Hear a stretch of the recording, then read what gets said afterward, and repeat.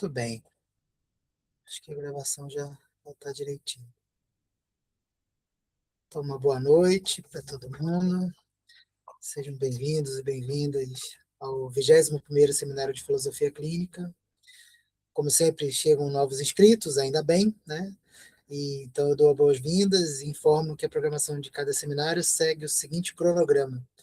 Às 19 horas, a gente inicia a transmissão, então, assim que dá às 19 horas, vocês podem acessar que eu vou receber vocês.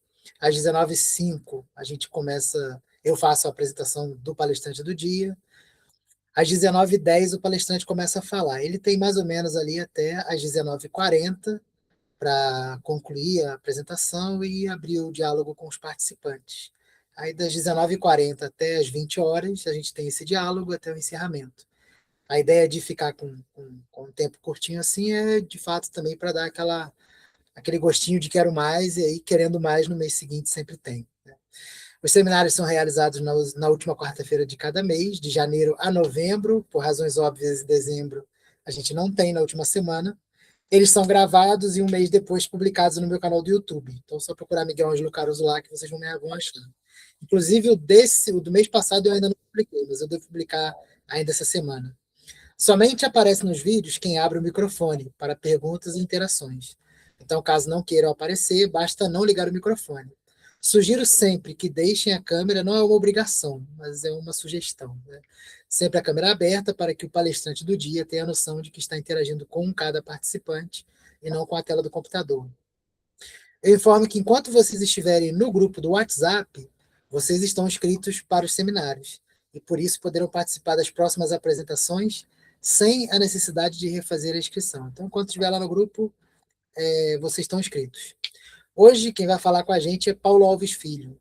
O professor Paulo é graduado em Filosofia pela Universidade Federal Fluminense e possui formação em Filosofia Clínica pela Casa da Filosofia Clínica, onde obteve os certificados de especialização, que é o certificado B, e o de habilitação à clínica, que é o certificado A. O Paulo já atua há alguns anos como filósofo clínico, em atendimentos terapêuticos, é professor da etapa teórica da filosofia clínica e supervisor também dos estágios para habilitação à clínica. Também realiza acompanhamentos individuais voltados ao aprofundamento e à atualização do método, tanto com estudantes quanto com filósofos clínicos já formados. Então, se vocês quiserem uma atualização, é a oportunidade, né? Dialogar com ele, marcar para fazer um curso de atualização pode ser interessante. Paulo integra o conselho editorial da revista da Casa da Filosofia Clínica e contribui para as suas edições. Ele é co-organizador e coautor do e-book O que é Filosofia Clínica e recentemente passou a integrar a coordenação do grupo de estudos avançados em filosofia clínica que ocorre nas outras quartas-feiras que não tiver acontecendo o seminário. Né? Como vocês podem perceber, trata-se de alguém com ampla experiência e dedicação à área. Então, Paulo, seja muito bem-vindo, obrigado por aceitar o convite e participar conosco, ou de compartilhar conosco o fruto de seus estudos e de sua experiência, e a palavra é sua, fica à vontade.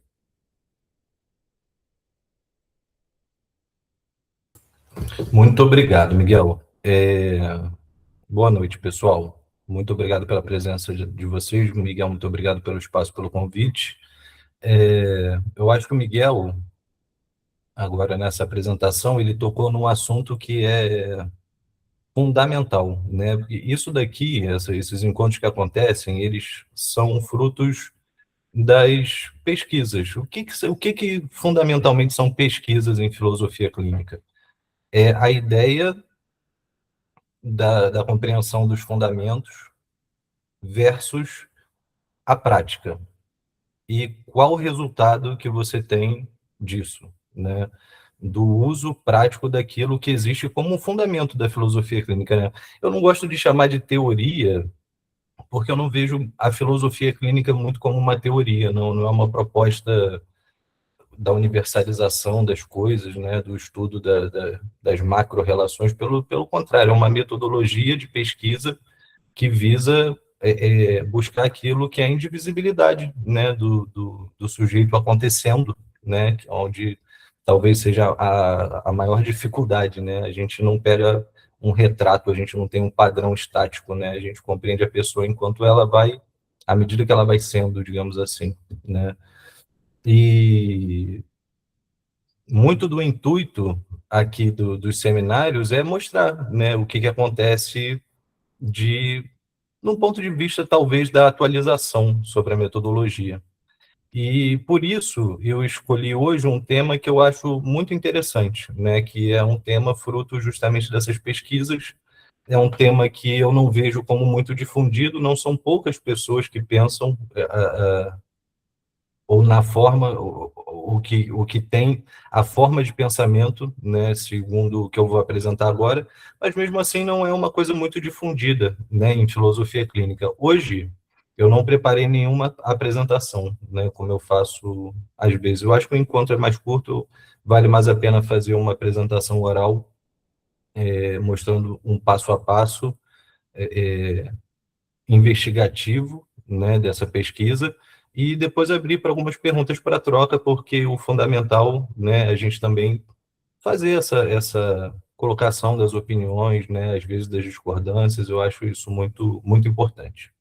Enfim, então o tema de hoje é falar sobre os tópicos que são obsoletos, né? Como assim obsoletos? São tópicos que existem na tabela, mas que de alguma maneira eles vão ou eles acontecem de forma contrária, né, àquilo que é o cerne da filosofia clínica.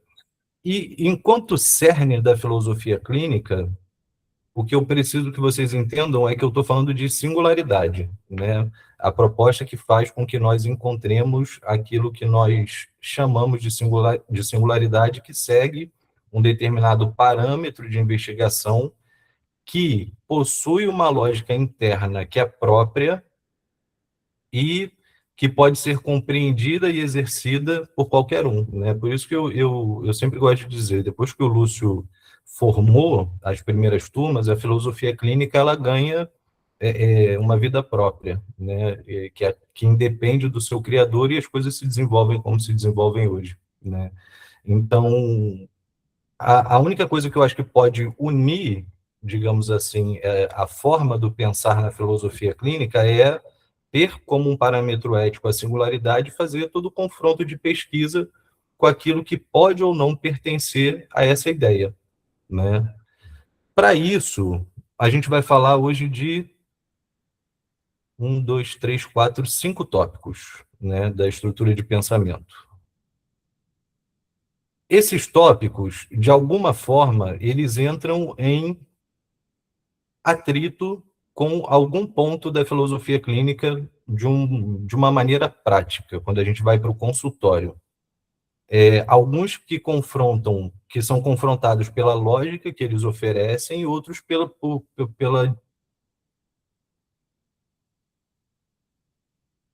discordância, digamos assim, em função daquilo que são os parâmetros pressupostos, né, da metodologia. A gente não tem uma teoria, mas a gente tem um fundamento que tem pressupostos ali, que disponibilizam uma forma de clínica adequada, segundo a visão da filosofia clínica.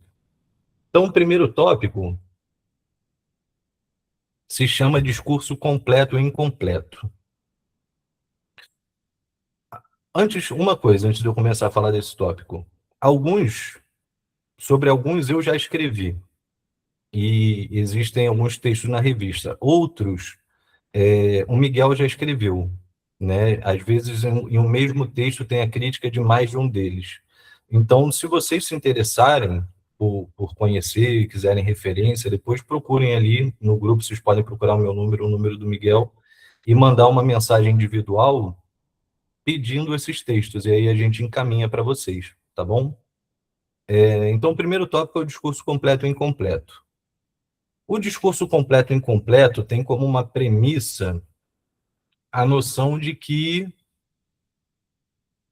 todo discurso ele precisa obedecer à sua natureza, né? Então, todo discurso ele tem uma natureza e que precisa ser cumprida obrigatoriamente, e que se essa natureza, o que isso que se entende como a natureza da coisa não for cumprida, há uma incompletude nesse discurso. Aonde que isso fere a filosofia clínica? Quando a gente pensa na ideia de singularidade, a gente sabe que singularidade para nós é uma ideia derivada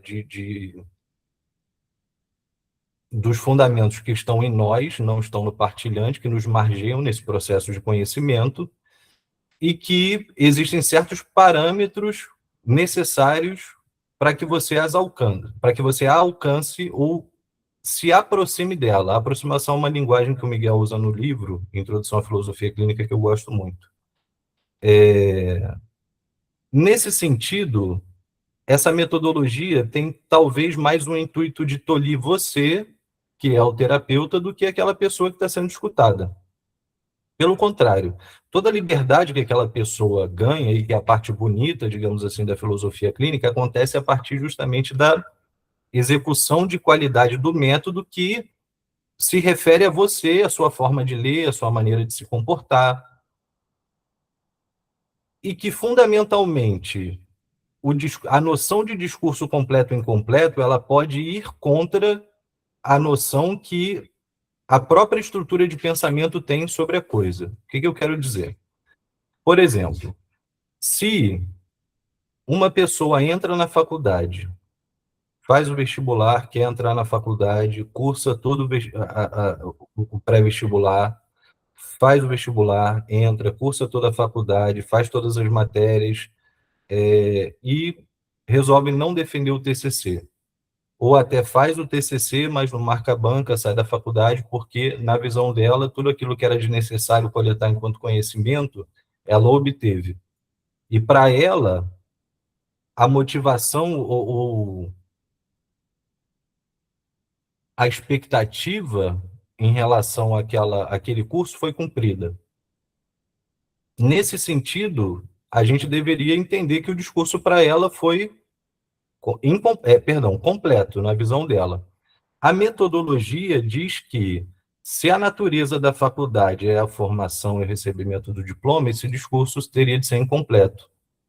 Isso acontece com uma viagem, isso pode acontecer com uma gravidez, isso pode acontecer com várias noções, porque essa ideia de discurso, ela não tem uma noção, ela pode ser um evento, ela não é uma questão única exclusivamente de fala, digamos assim, de linguagem.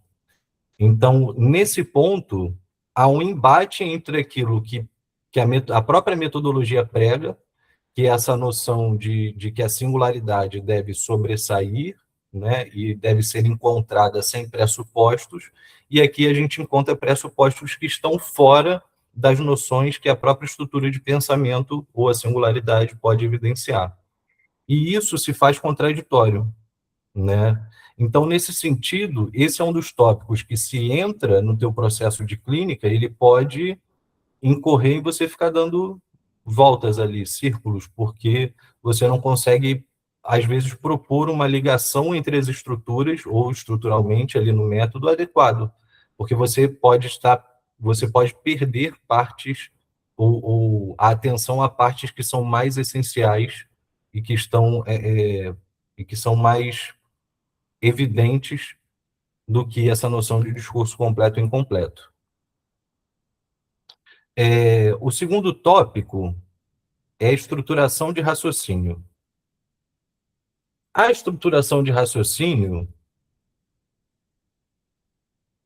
e esse foi um dos últimos textos que saiu, que eu escrevi, é um tópico que fala sobre um parâmetro adequado de raciocínio, né?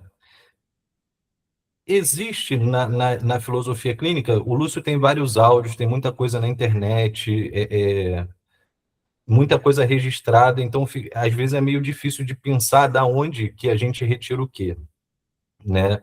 Mas a ideia que se tem, em geral, na filosofia clínica é que esse seria um dos tópicos que, teoricamente, seria a passagem do filósofo clínico para outras áreas de cuidado da saúde mental. E a ideia da crítica nesse tópico não é também um embate a outras áreas do cuidado da saúde mental, né? A ideia é que uma coisa não necessariamente se tem de se misturar com a outra, né? O cuidado, por exemplo, psiquiátrico está num campo específico e o cuidado, ambos da mesma área da saúde mental, e o cuidado terapêutico está em outra área, e eles podem ser complementares, né?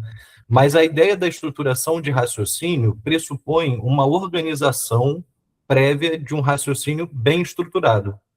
E logo é trazido lá nos cadernos que pode existir uma má estruturação. E existem alguns exemplos de má estruturação, só que toda essa ideia de conceituação, ou toda essa ideia, gera uma série de processos conceituais.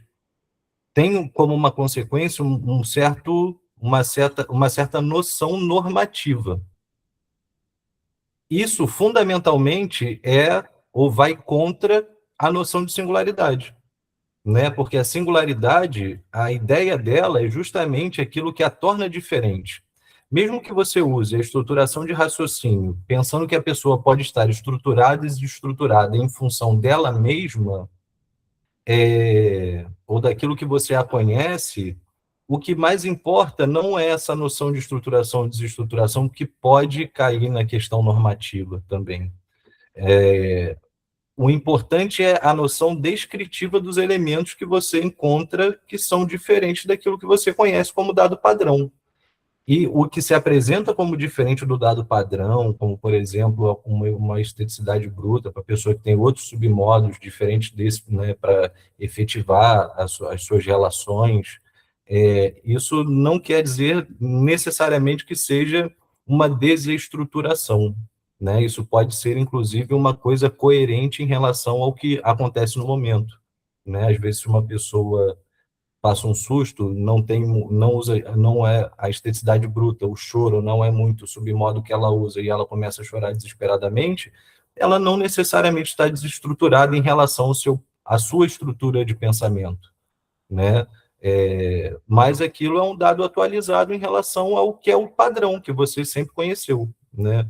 Então, esse seria um outro ponto que metodologicamente também não tem muito jogo, pode ser uma armadilha conceitual para vocês, terapeutas, à medida que vocês exercem a clínica, né? Então, assim, a ideia aqui é justamente mostrar que existe uma lógica que ela pode ser organizada através de noções próprias que independem de mim, do Miguel, né, que aconteçam por vocês mesmos, e vocês consigam identificar todo um processo organizacional da filosofia clínica e o que dali, o que está disposto é ou não, não sei se eu posso chamar assim, mas concordante, né, com o método.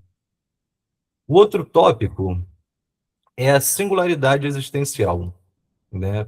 A ideia da própria filosofia clínica, ela já traz toda uma metodologia, uma composição que visa justamente encontrar a singularidade. Singularidade não tem nenhuma noção filosófica nisso, né? Você não vai encontrar em nenhum autor da filosofia essa ideia que a gente traz sobre esse conceito, sobre esse termo técnico, né? A ideia da singularidade é um resultado que a gente vai encontrar no eixo que vai surgir entre os exames categoriais, tópicos da estrutura de pensamento e submodos, à medida em que eles são mostrados e acontecem concomitantemente no discurso do partilhante, e que é esse jogo que vai evidenciar como as coisas são para ele, como ele se compõe, quais são as visões dele, qual é a indivisibilidade dele, né, no mundo. Então, a noção da singularidade existencial, ela é quase um tópico que atua junto com a estruturação de raciocínio, porque ela lida com aqueles eventos de pessoas que ouvem vozes, né? Pessoas que têm premonição, aquilo que chamam de sexto sentido, né? Então, é esse tipo de critério que seria enquadrado nesse tópico. Por que isso é desnecessário? Porque, fundamentalmente, existem outros tópicos da estrutura de pensamento que se sobressaem e que talvez te mostrem as relações que são mais importantes acerca de qualquer evento, e não só de alguém que ouve vozes, e não só de alguém que tem premonição, que seja muito mais relevante para você lidar processualmente, metodologicamente, do que trazer um tópico para destacar uma coisa que seria algo diferente do diferente. Né? A gente não precisa de alguma coisa que evidencie os critérios, por exemplo, dos prejuízos que a pessoa carrega, da relação, né? Como a relação com ela mesma, quais são os princípios de verdade que ela comunga, familiares, né? Os lugares que ela frequenta. Às vezes esses parâmetros eles são muito mais importantes para o processo clínico do que destacar uma singularidade existencial, quase como um rótulo, né? O partilhante tem isso aqui. A gente não usa o CID, mas a gente tem aqui, né, a singularidade existencial, né? Então é quase como se fosse a mesma coisa. O próximo tópico, o quarto tópico, é a análise da estrutura. A análise da estrutura, ela é um tópico que cuida que isso é uma interpretação minha pessoal das coisas que eu li, de tudo que eu vi. Ele é um tópico que permite, talvez, uma falha compreensiva na filosofia clínica. O que que eu quero dizer? Quem estava no curso de ontem, a tradução que eu falei que eu sempre faço quanto professor é essa, né? Eu fico toda hora, o que que eu quero dizer? Ou seja, o que que eu quero dizer com isso? A falha metodológica, ela está em tentar destacar a análise da estrutura de pensamento como se fosse uma coisa que funcionasse alheia ao resto. O que que eu quero dizer com isso? Olha, eu traduzindo de novo. Quando você pensa, quando você ouve uma pessoa no consultório, o seu objetivo é entender a singularidade, ou se aproximar dela. Os encontros acontecem, você tem essa divisão entre assunto imediato e assunto último, para que você saiba que aquilo que foi conversado no seu primeiro encontro não vai ser necessariamente aquilo que você vai continuar ao longo dos encontros conversando, e que essa noção de assunto, ela não é um tema, um conteúdo, mas é um conjunto de noções estruturais que aparecem, que vão desde os exames categoriais até os submodos, e que quando a gente busca essa singularidade, submodos, tópicos da estrutura de pensamento e exames categoriais se mesclam durante todo esse discurso, desde a hora que o partilhante abre a boca. Então, o partilhante, às vezes, a primeira coisa que ele te apresenta, e isso talvez seja uma dificuldade para os alunos por conta do estudo desse tópico, quando ele se apresenta, eu já falei isso algumas vezes, né? Ele está na piscina, no primeiro encontro, e aí você vê o vídeo, né? Vocês estão no atendimento online, vê o vídeo, ele fala, ó, vem para a piscina porque ficar aqui na água gelada é mais confortável para fazer a terapia. Aquilo ali é um submodo, só que a ideia de tentar entender essa tal da estrutura de pensamento separada vai te levar a compreender que aquilo é um tópico da estrutura de pensamento. E não que essa ideia possa ser constituída, porque se ele está indo em direção às sensações, e você observa ele indo várias vezes e relatando os vários usos desse submodo, ao longo do tempo, o que se espera é que você molde na estrutura, como isso funciona na estrutura de pensamento dele. Né? Então, como funciona o sensorial? Né? O submodo é o uso da coisa, o tópico é o como da coisa. Né? Então, esses vários usos do submodo e em direção às sensações podem te mostrar como funciona o sensorial na estrutura de pensamento. Só que a análise da estrutura, ela tenta meio que destacar a estrutura de pensamento para você entender um funcionamento interno como se ele não dependesse dos exames categoriais, que eles não são só a primeira coisa da clínica, eles são o alicerce da continuidade da clínica. Então, você nunca vai estar fora dessa noção de exames categoriais. Você vai sempre tentar perceber a relação da pessoa com ela mesma, né, com as coisas, como ela fica a partir das interseções de estrutura de pensamento, por exemplo. Você vai estar sempre atento à circunstância, porque fora da circunstância não identifica nada. Então, assim, a estrutura de pensamento ela não é destacada do resto, ela é compreendida na forma como o todo se compõe. né? Que para isso a gente precisa ter uma leitura completa da coisa.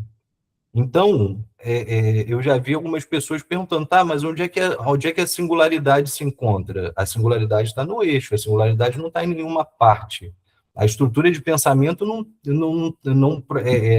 você, na análise, digamos assim, da estrutura de pensamento, você pode ter uma ideia de singularidade que você, inclusive, passe por submodos para explicá-la, que você mesmo não entende que você está trazendo essa ideia ou elucidando ela através de certos submodos em uso, em atividade.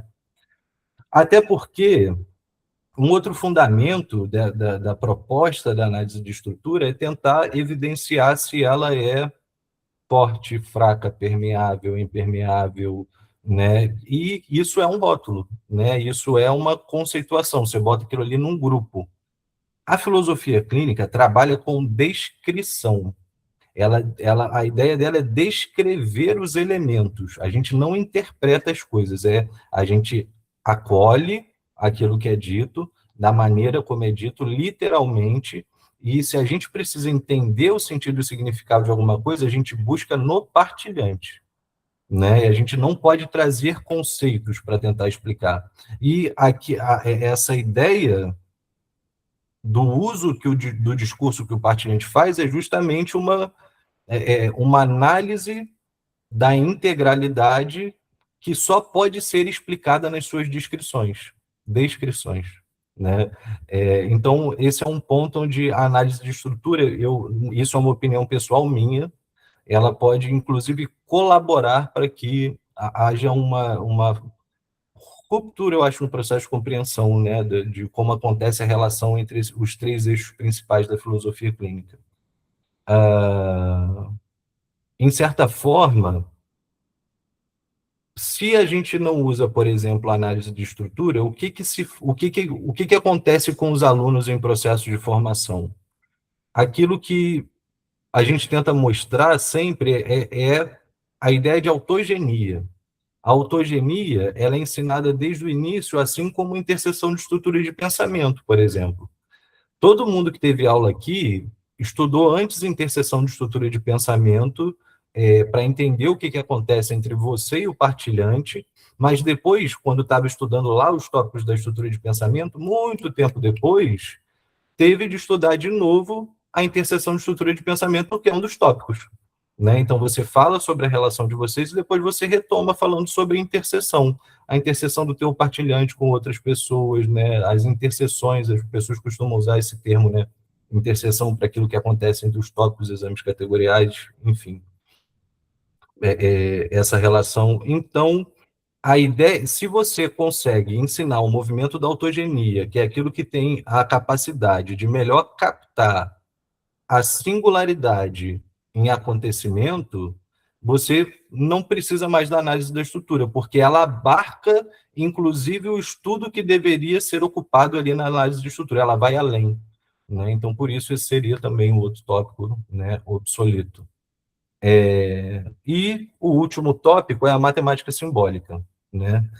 A matemática simbólica, a primeira forma como ela foi apresentada, eu acho que é uma forma, inclusive, muito... É uma forma comum a todos até hoje, né? Os professores, geralmente, quando eles fazem uma apresentação de como se ligam alguns elementos, ou a estrutura de pensamento, os submodos, eles fazem círculos, né, com um tópico que acha de si mesmo, puxa uma seta, faz outro círculo, e ali bota a axiologia, por exemplo. Aquilo ali foi o início, digamos assim, da matemática simbólica.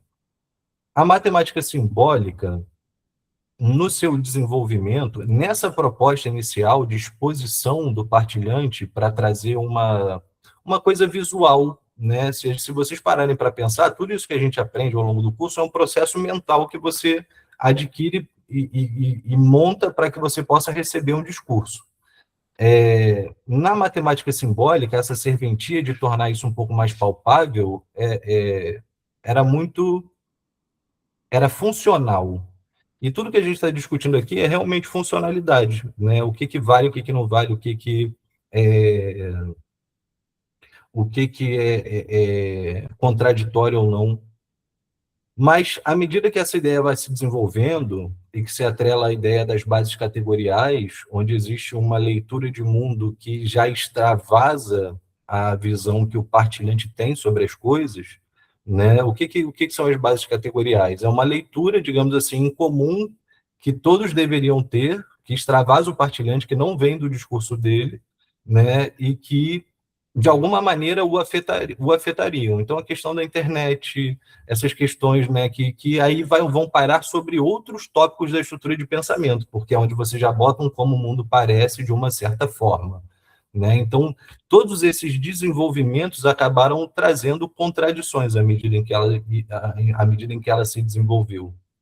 Então, esse é um outro tópico que cai em desuso, porque eu acho que aquilo que era a ideia da matemática simbólica no início nada mais é do que talvez uma boa estruturação do que é o básico, o que as pessoas entendem que é o básico da filosofia clínica e que eu não consigo ver nada além disso, porque isso que as pessoas chamam de básico, para mim, é o que há de mais completo para o processo terapêutico, desde que você saiba de cor e salteado, de cabo a rabo, todos os elementos que estão ali. Né? Se você sabe aquilo ali, ali tem muitas possibilidades, infinitas combinações, inúmeras formas de pensar, não só aquela pessoa que vocês estão ouvindo, mas também vocês mesmos e as suas atitudes, para que vocês ajam de forma cirúrgica quando vocês se dirigem a alguém. Fora dessa visão utópica, né?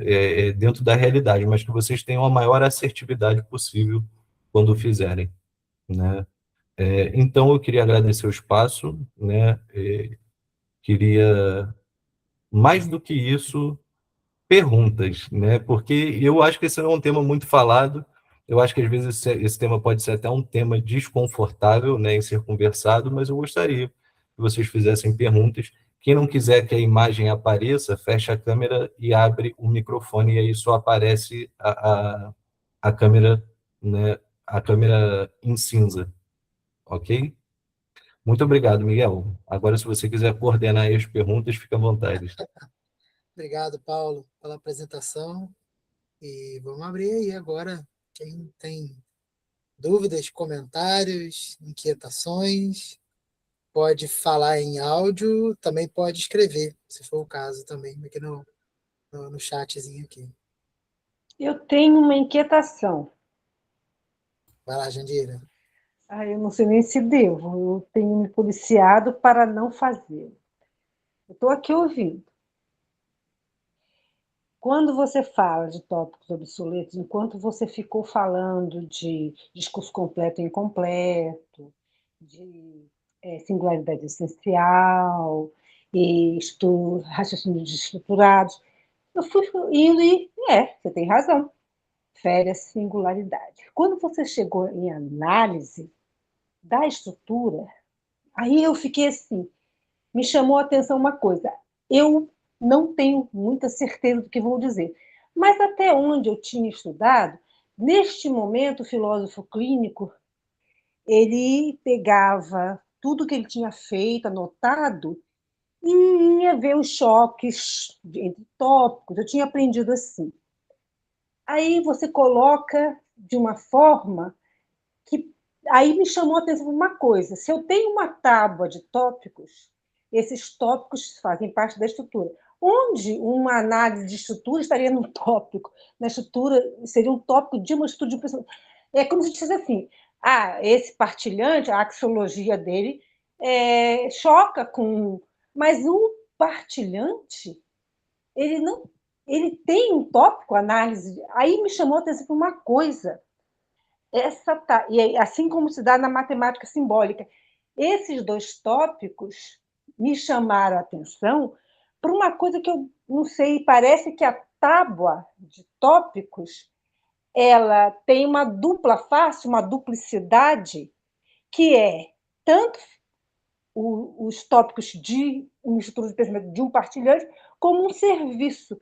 E aí me chamou a atenção, dá a entender que a análise de estrutura, eu estou falando o que eu senti, que a análise de estrutura ela não caberia na tábua, não nem por teria singularidade na minha maneira de ver agora, tá? Ela seria ao filósofo clínico.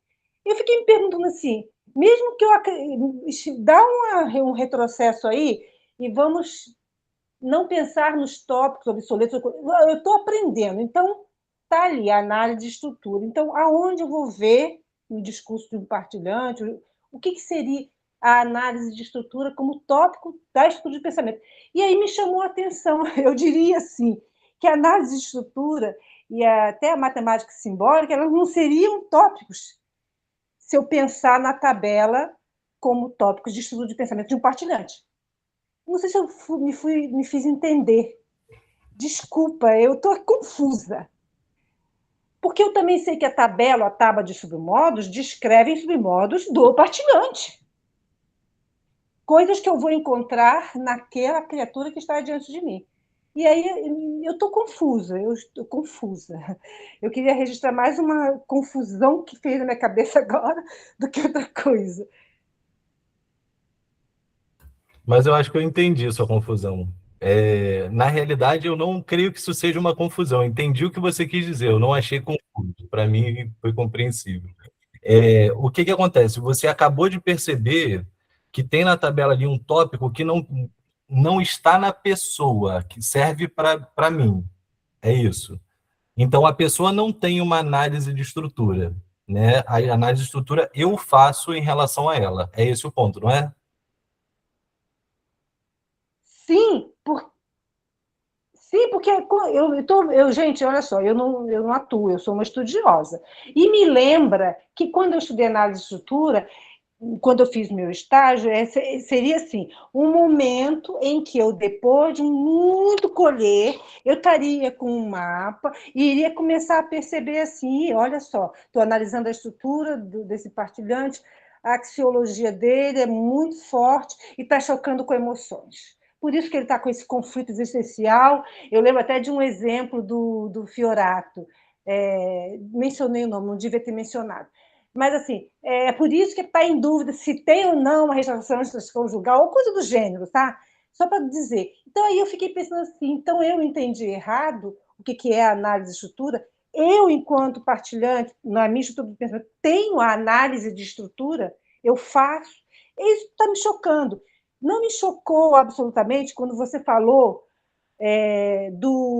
de considerar discurso completo e incompleto como um tópico obsoleto. Não me incomodou. Isso é uma discussão importante, mas quando chegou na análise de estrutura, deu uma coisa na minha cabeça em função do que eu entendia como análise de estrutura. E me chamou a atenção para essa dupla face da tábua de tópicos.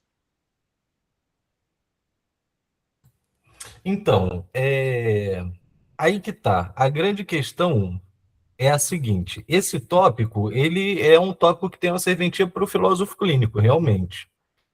Só que a ideia é que a metodologia não é uma forma de compreender o outro.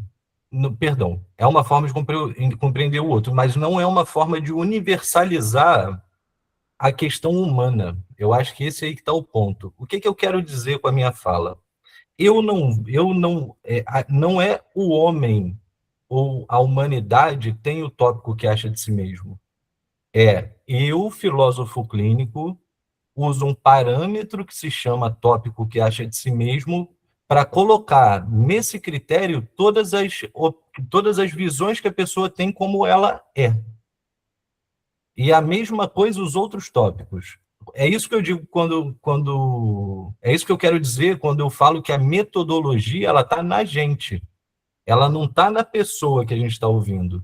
Essa noção de tópico que acha de si mesmo, de axiologia, são parâmetros que a gente usa para compreender ela, né? Para que tentar organizar dentro do máximo de possibilidades possíveis aquele discurso que ela traz e que esse método tem muito mais a serventia de controlar a gente, como a gente age dentro desse ambiente de atendimento. Então, esses tópicos são parâmetros para que nós o compreendamos e que a gente tem ali, em todos aqueles que estão dispostos, possibilidades de compreensão. mas que, fundamentalmente, a análise da estrutura não é um tópico que a gente consiga enquadrar dentro de critérios que são evidenciados no discurso literal do partilhante, como os outros tópicos são. Seria uma coisa que realmente é para você. Você não encontra a análise da estrutura de pensamento do partilhante, você faz ela para entender como as coisas se organizam ali. E o que nos leva a um outro ponto. Que outro ponto é esse? Se a gente ensina a autogenia desde o início, a gente vai ensinar o partilhante sempre a confrontar, não tópico com tópico, confrontar tudo aquilo que aparece em cada uma das palavras que o partilhante fala, independente se aquilo é uma categoria, um tópico ou um submodo. Por exemplo, meus alunos, a Jandira também já viu, eu uso sempre aquele vídeo do Oswaldo Montenegro para dar aula, né? O mesmo vídeo que eu tive aula na minha época de formação. Aquele vídeo mostra que são usados exames categoriais, tópicos e submodos, e que eles aparecem ao longo do discurso inteiro do partilhante, que nos outros encontros eles vão aparecer.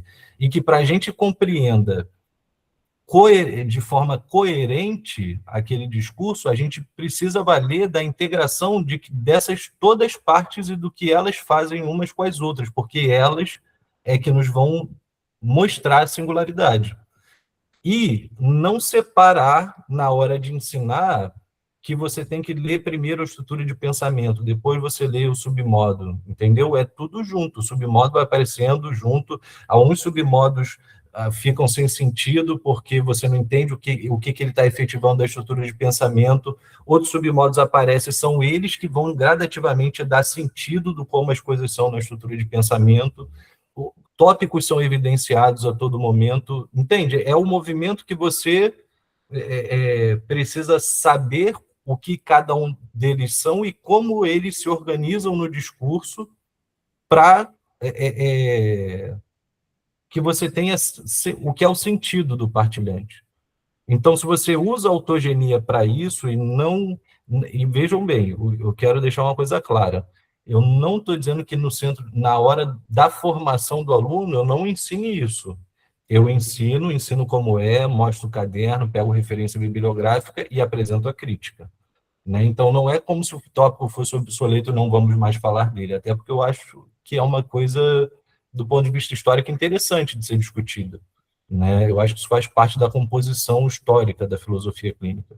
Mas é que, se você ensina desde o início como funciona a autogenia, no processo geral isso é benéfico, no final das contas, lá quando o aluno vai para o processo de estágio supervisionado. Existe um ganho maior, principalmente na compreensão do que são os submodos, que é uma coisa que não tem muita bibliografia disponível. Não é que não tenha, não tem muita. Jandira, expliquei ou compliquei?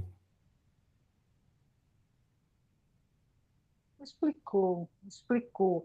Eu não estou dizendo que eu só quis registrar a inquietação e a percepção que é incrível. Às vezes você está um tempão estudando aquilo, acompanhando, lendo, e aí alguma coisa é dita que te chama a atenção.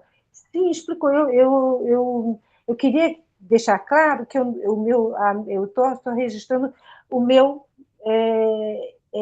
susto que eu tomei. Assim, como? E uma coisa que eu já tinha até quando eu, uma vez, há um tempo, parei para pensar na análise de estrutura, eu, na minha cabeça, quando eu até falei, um dia eu vou escrever sobre isso, eu achava assim, é aqui que o método se realiza por parte do filósofo clínico. Aí nunca me atentei que, então, por que ele está na tabela de tópicos, né? E assim, aí que eu vi essa dupla face, né? Esse duplo uso. Eu só quis registrar, porque realmente bateu forte, mas eu entendi tudo que você falou, acho também que é interessante essa discussão, sim. Né? Quando você começou a falar discurso incompleto, até a palavra discurso, né? Ela merece uma atenção, porque você deixou claro, discurso não é a linguagem, né? Quando você fala de raciocínio estruturado ou estruturado, realmente eu fui acompanhando muito bem, sabe? E acho é uma questão para ser discutida mesmo, né? Você está falando aí de uma questão histórica do método que vem há já bastante tempo E eu acho perfeita a sua colocação. Eu gostei do que eu ouvi, sabe? É isso. Eu só tenho a agradecer. Eu pedi licença, peço desculpas, porque eu sei que aqui tem gente que atua. Eu, às vezes, me sinto até muito pouco à vontade, porque eu sou estudiosa e simpatizante do método, né, da proposta. Tá bom, obrigada. E realmente, mais uma vez, eu peço desculpa aí aos outros colegas. Não há o que se desculpar, Jandira. E eu acho que o mais importante do encontro não é vir aqui falar, né? É isso, é trocar, é ter esse entrosamento. E é a mesma coisa do grupo de estudos avançados, né? Porque ali não é um ambiente para a gente dizer o que a gente acha, é para a gente ficar trocando. É essa troca que é importante, porque à medida que você fala, você cria outras dúvidas. Né? Então, assim, e cria dúvida nos outros, e os outros se colocam também. Então, esse movimento, para o processo de aprendizagem, ele é fundamental. Então, nunca se desculpe. Obrigado, brigadão pela sua contribuição. Yara.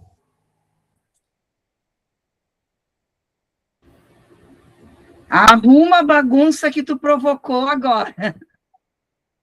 Tá tudo pro... É que eu gosto muito de estudar esta parte, tu sabe, eu escrevo sobre isso também, né? E trabalhei com essas singularidades em sala de aula. E explica mais um pouquinho ali, porque não ficou claro para mim essa questão assim, da singularidade. Qual parte, Yara, da singularidade? Lembra que tu falou assim da singularidade existencial? Ah, sim, sim, sim. O que ela difere, assim, ela... E daí tu disse assim, não tem nenhuma noção filosófica, né, de filosofia pura, né? Vai procurar no Levinas, Heidegger, né, e tantos outros aí, tu disseste que não tem essa noção filosófica, né? Então, assim, o que ela é? Porque até agora, assim, eu falava muito em singularidade. A singularidade do meu aluno tal é isso, isso e isso. Tive que fazer uma nova abordagem para ele entender aquilo que eu queria que ele entendesse, né? Para ele se alfabetizar, coisa assim. Então, isso ficou agora balançando ali, né? Até porque eu fiz um trabalho em Kafka e um em Sartre, e na singularidade de cada um. Então, daí, de repente, eu ouço isso. Ela não tem nenhuma noção filosófica. O que eu fiz, então? Então, eu falei bobagem, né? Aí eu queria que tu falasse mais um pouquinho assim, sobre isso, porque eu fiquei bem... Os neurônios aqui estão em curto.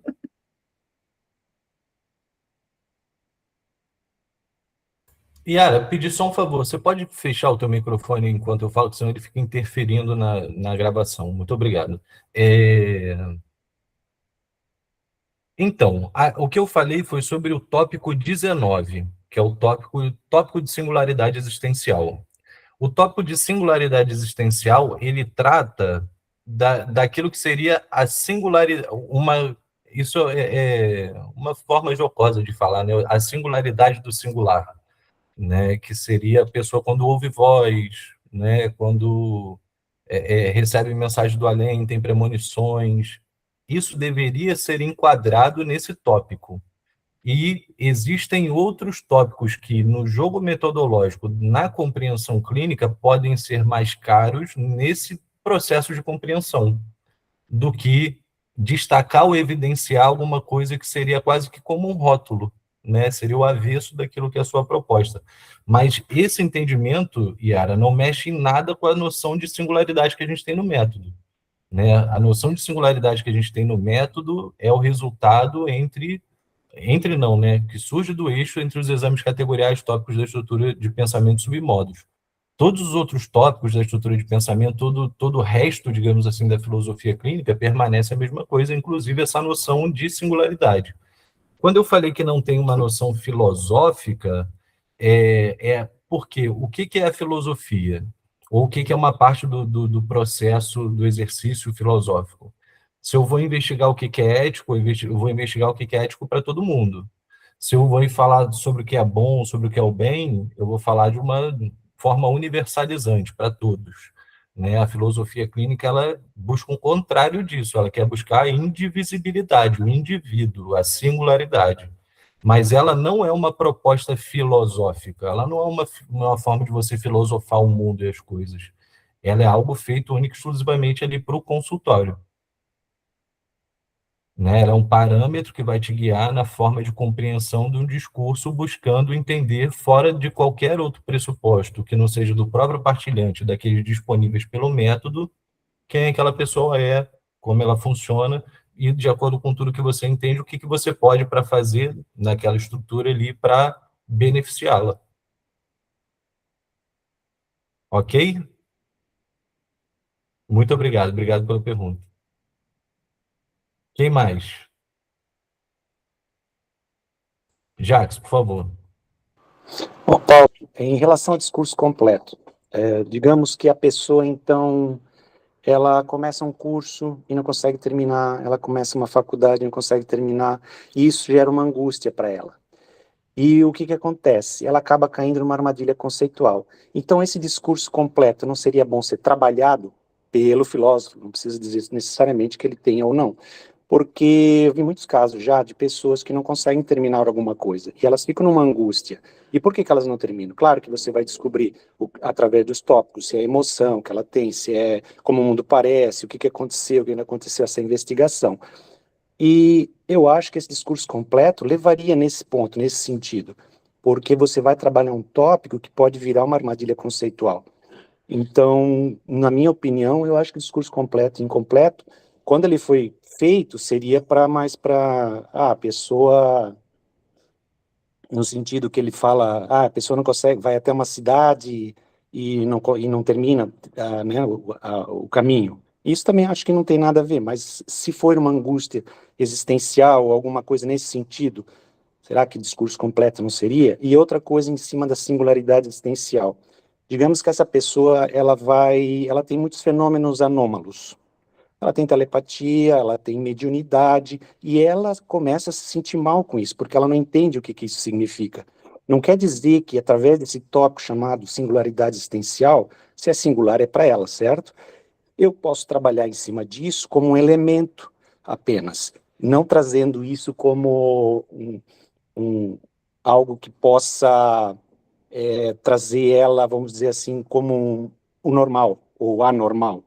Eu acho que isso é singularidade dela, por isso que é uma singularidade existencial. Então ela tem essa dúvida, a mediunidade, eu sonho, eu vejo vultos, eu estou sabe, talvez esse tópico singularidade existencial consiga através, junto com multidisciplinaridade, talvez trabalhando com outra forma, com alguma coisa em cima de parapsicologia, para entender melhor isso, porque às vezes é uma angústia também da pessoa em relação a isso, porque ela não está entendendo, e ela precisa descobrir por que está acontecendo comigo.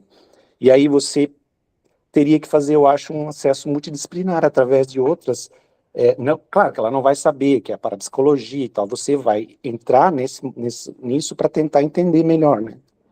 Não sei, assim, uma ideia que eu estou pensando aqui. Então, vou começar de trás para frente. Por exemplo, se você atende uma pessoa, você sabe que ela é de alguma religião, por exemplo, kardecista, candomblé, umbanda, e ela começa a se perceber médium. E ela se sente confusa. Digamos que uma das coisas que você possa averiguar junto com ela no processo é que uma pessoa que a esclareça seja justamente o regente do centro que ela vai.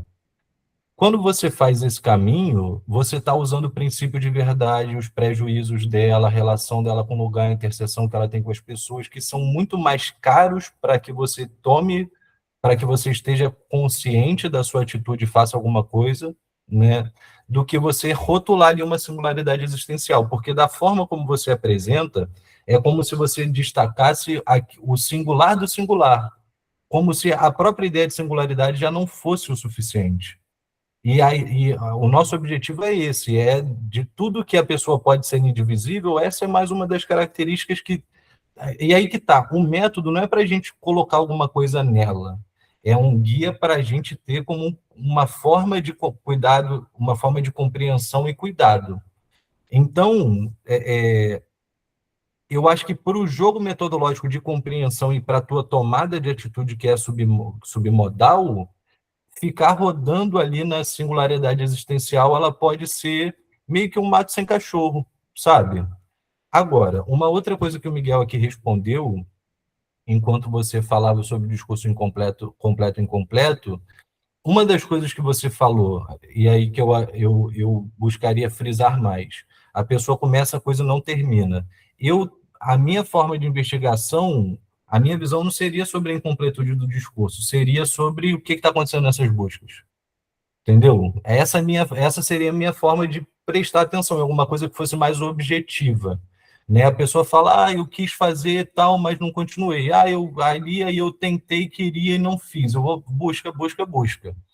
Essas buscas são mais importantes para mim do que noção de completude e incompletude, porque às vezes eu posso ficar tentando evidenciar ou destacar onde é que ele conseguiu, onde é que ele não conseguiu, e ficar tentando fazer um jogo que não é necessariamente benéfico para a tua forma de compreensão, logo depois para a tua tomada de atitude.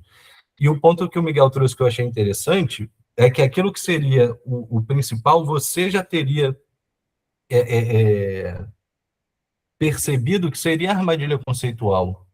E aí você conseguiria cuidar da armadilha conceitual, da busca, entendeu? Tem outros tópicos que são mais caros do que essas ideias que são um pouco mais distantes, generalizantes, rotuladoras. O que você achou? Não, eu entendi. Nesse ponto eu realmente concordo, porque, na verdade, você vai assim, apenas assinalar T17. Opa, ela tem um discurso aqui incompleto. Mas por quê? Por que está esse discurso incompleto? É porque a busca dela não é essa. Eu concordo realmente, mas é um ponto de atenção, entendeu? Não quer dizer que eu vou trabalhar apenas o discurso incompleto, porque eu já estou errado. Não estou vendo a singularidade dela e não estou buscando nos outros tópicos o que pode ser, não é?